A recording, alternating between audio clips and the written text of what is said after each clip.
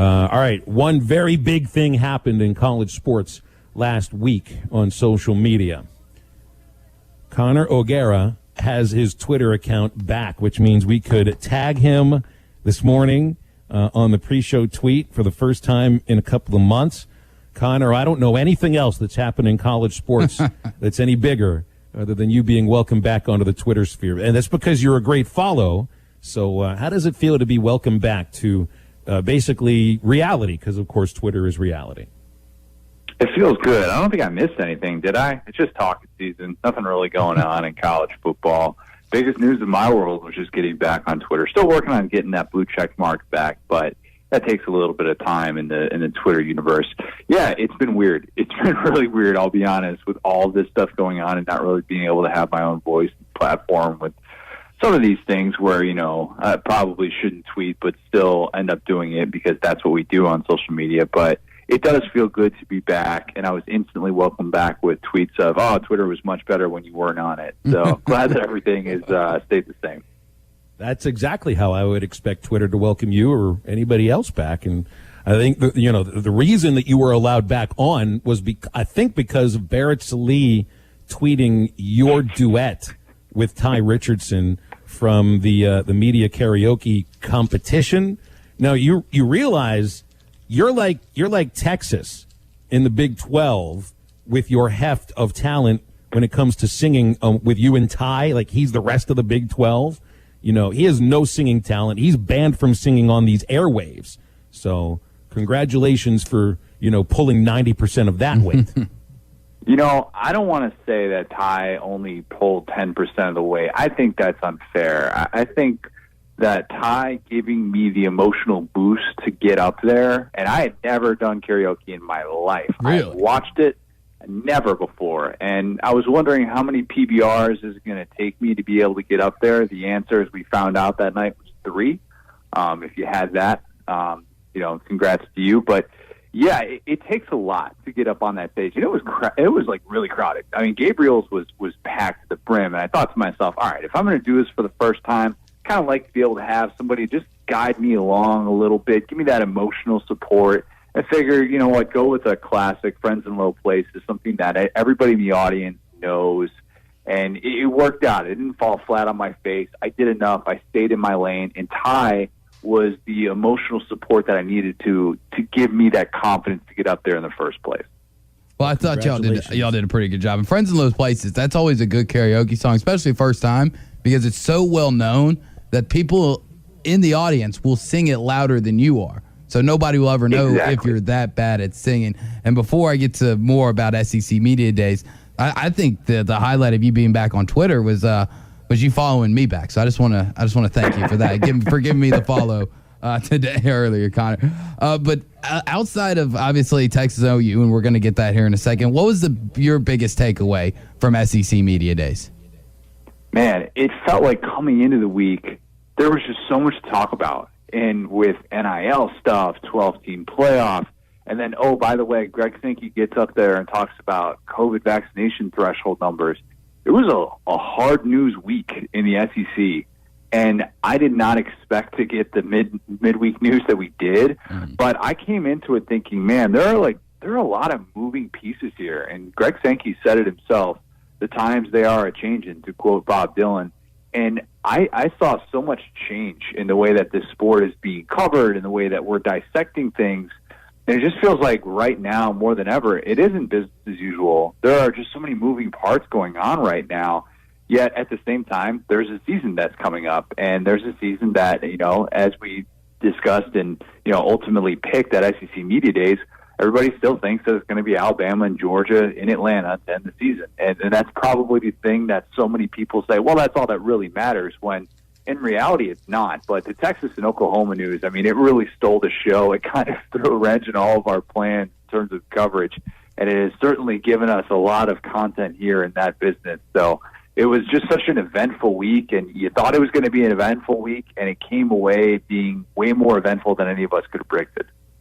Well, and that's because, and this really is kind of getting to what you were just saying, the biggest news at SEC Media Days came from outside the league, or potentially coming inside the league out of OU and Texas. So, And a week ago we didn't know publicly that this could be a possibility. Obviously I think the SEC schools knew that this was a possibility. The league office obviously knew. This is something that they've been discussing quietly for a long time. A week ago, Connor, I asked a question on this show: is Greg Sankey on his way to being the most powerful person in college sports?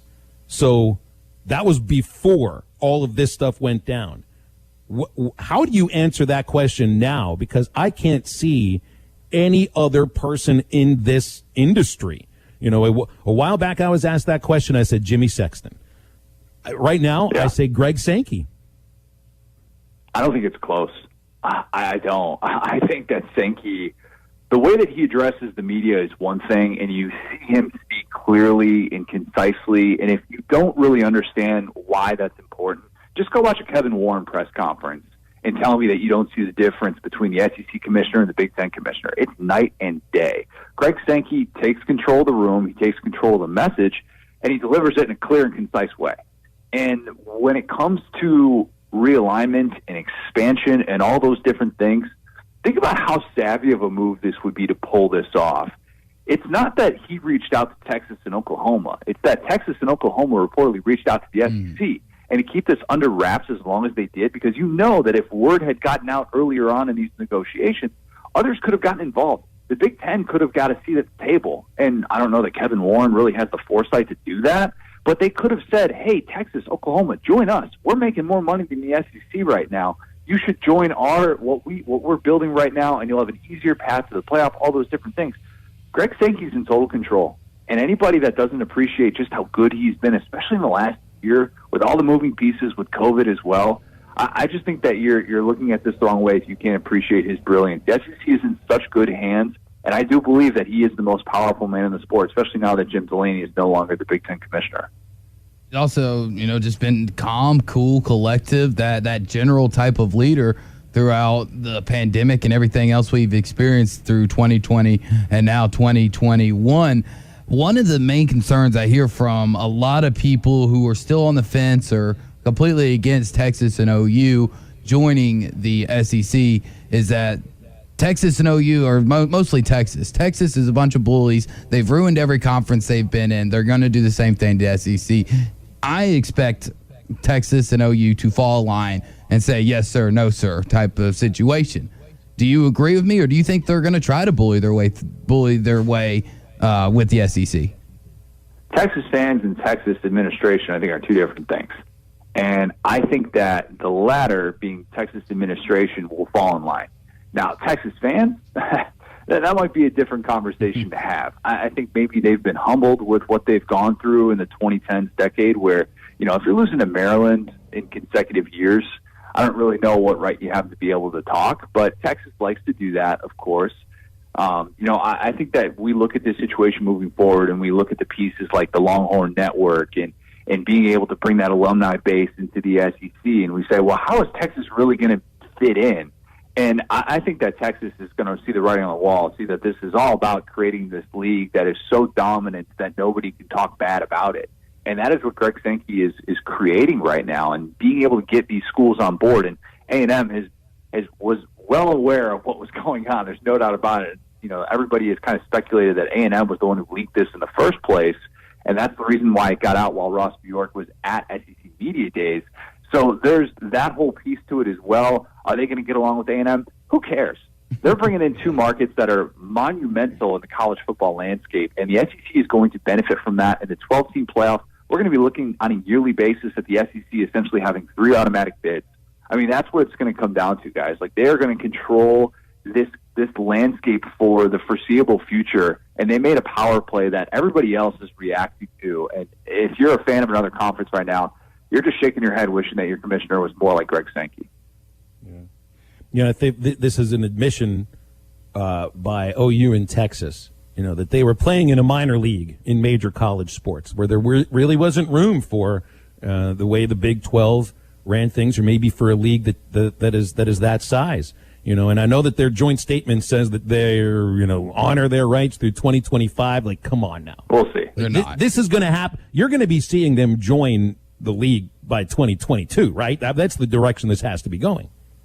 It kind of feels that way, and it gets a little bit complicated with some of those buyout numbers, and that's been negotiated down in the past.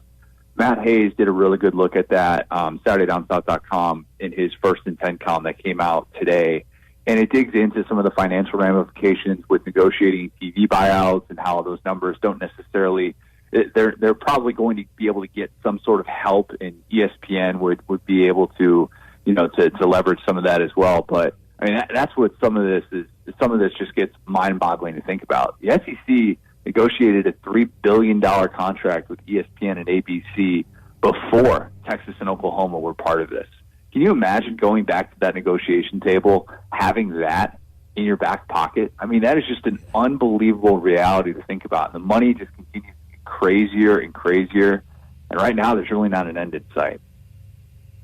There really isn't an end in sight. So what does happen to the Big 12? I mean, your ultimate gut, I think if you ask so many different people, they'll give you 1,000 different, outcomes. But sitting here right now, Big 12 survives, yay or nay? I'm gonna say nay, but I think they're gonna do what they can to try and fight like hell to be able to make something work. And as I tweeted out, I don't know if that's adding Houston and UCF or what, or maybe BYU if they can get past some of those cultural differences there that BYU would potentially have about joining another Power 5 conference. I think that they have to make some sort of move because right now their product is getting significantly worse. And why does that matter in the grand scheme of things? Because those teams Oklahoma was getting left out of the national championship with the way things were before, and they were running the conference. So how is Oklahoma State going to fare when it gets on that big stage, when it's not recruiting these top 15 classes? You just think that this conference is going to suffer in a major way unless they make some last-ditch effort to, poach someone. I don't think they're going to poach Nebraska because the TV money's too good in the Big Ten, but I would say that probably the Big 12, fades off into existence, and we're going to have people kind of picking at the carcass of the Big 12. But if you would want a piece of that carcass, man, you'd want Texas and Oklahoma, that's for sure. It's funny how the Big 12 was promoting at their media days that they're the league that everybody plays everybody to decide their conference champion, and that ends up being a reason why they're not going to have a conference anymore anyway. So, Connor, if you have a 16-team league, you can't just have 8 games, right? Like, you're going in the direction – the television partners want a 9th SEC game, and you add these 2 schools in, I just don't see how you stay at 8. Yeah, it's going to be – I would think it's going to be 9 games. And whether it's the pod model or if it's just the 2 8-team divisions, it makes more sense to go to 9 conference games given what we think is going to happen with the 12-team playoff. If we're talking about a system that now has more margin for error than ever, and if it's 3 or 4 lost teams getting into the playoff, then it doesn't necessarily matter as much if you're playing an extra conference game, because if you look at these future conference schedules for the future non-conference schedules for contenders like Florida, Georgia, Alabama, they're loading up. I mean, they're saying we're going to play 11 Power 5 conference teams, and we don't really care. So if they get that extra Power 5 game, that'd be an easier sell. Though the Kentuckys and Mississippi States of the world would really kind of suffer from that. But yeah, everything we know about college football is going to be different in the 2020s. At least that's what it feels like right now. Connor, appreciate you, man. It's good to have you back. Good to have you back on Twitter. And next week is the start of camps across the SEC. So how about that? We're going to have football, actual games to talk about, not too far off in the distance. Appreciate it, guys. Thanks, Connor. Got it. That's Connor O'Gara. You can now follow him again on Twitter at CJ O'Gara from Saturday Down South.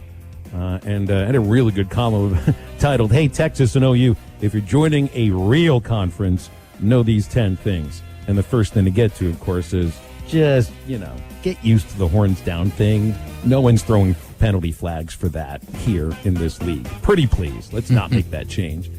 877-377-6963. Get into a little bit on what's going on in the Olympics right after this on Halftime.